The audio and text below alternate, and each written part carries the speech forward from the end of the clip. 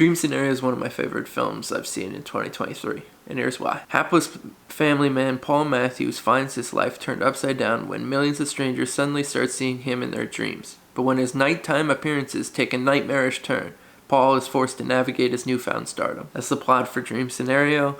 It's directed by Christopher Borgli, and it stars Nicolas Cage, Julianne Nicholson, Michael Cera, and Dylan Jalula. I had a lot of hope going in for Dream Scenario. I really enjoy Nicolas Cage movies, especially as of late.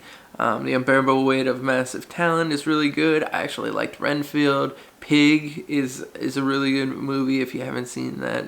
And I was excited about seeing this A24 Nicolas Cage film that's kind of cerebral.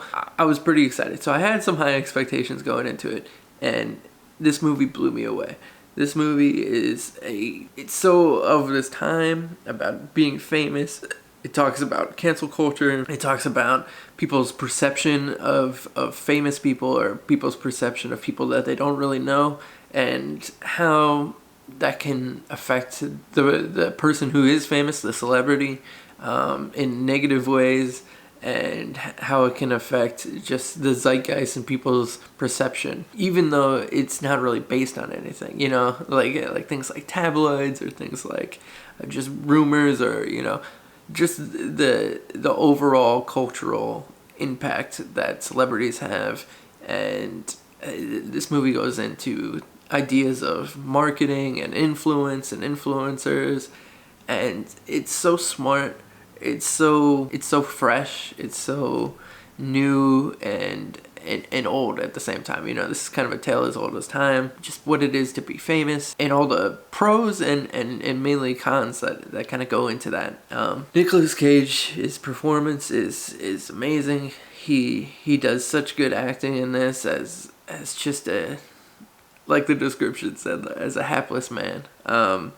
He's this professor that works at a college. This movie starts off with I believe the first one is his daughter that mentions that she has a dream of him. And then after that, his students are having dreams of him. And then eventually it goes more and more, and to where everybody across the world is having dreams of this guy. So he becomes a famous figure. And people, at first, he's just famous, At first it's just like kind of a cool, interesting, weird thing, that everyone kind of knows about this guy and dream about him. And in most of the dreams, he doesn't do anything. He's very passive in the dreams, He's not a active participant in any of the dreams. So there's no big deal, and he becomes kind of famous, and a marketing team actually reaches out to him to be his publicist, and also try to work out deals to possibly start marketing in people's dreams, selling products and things like that, influencing in their dreams. So it's a very interesting concept. This movie is so good. There's lots of funny parts of this movie, even though a lot of this movie is kind of this dark, cerebral thing. The tone of it is I would say that this is a dark comedy. It reminded me a lot of Being John Malkovich. That kind of cerebral, it's not as crazy as John Malkovich when it doesn't go to crazy lengths, but it's very cerebral, it's very dark, and the acting is amazing, the writing is amazing. When Michael Cera shows up, that was a nice surprise. I personally didn't know that Michael Cera was in the movie. He does a really good job in this, being almost like an antagonist. But really, the antagonist of this film is fame, and the downfalls of fame, and what it means to be famous, and what happens when you lose that fame, and the influence that you have on people, and people's perception of you. I've said all this already, but that's really the core themes of the film. And it's such a fun ride, Even though I say fun, it's not like super fun, This is a fairly dark movie and has some intense scenes. I don't want to give away everything that happens in the movie, but there's a couple of scenes that are kind of intense and kind of dark, and this movie goes places. It's just a really good film. I can't speak highly enough of this movie. It's definitely a contender for my number one movie of 2023. it's for sure in the top 5. I can't wait to see Dream Scenario again.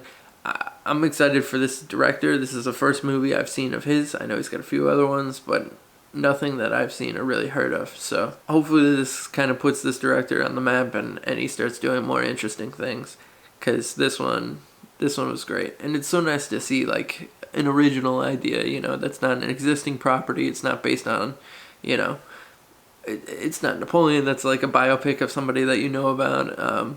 This is something kind of fresh and new and very of the now, and speaks of problems and situations that happen on a day-to-day basis now, you know. I've recently been listening to Britney Spears' memoir. I just finished that. This movie's very much of the celebrity, you know, of things like that. And in that book, there is a lot of public perception of a celebrity, you know, in that book being Britney Spears.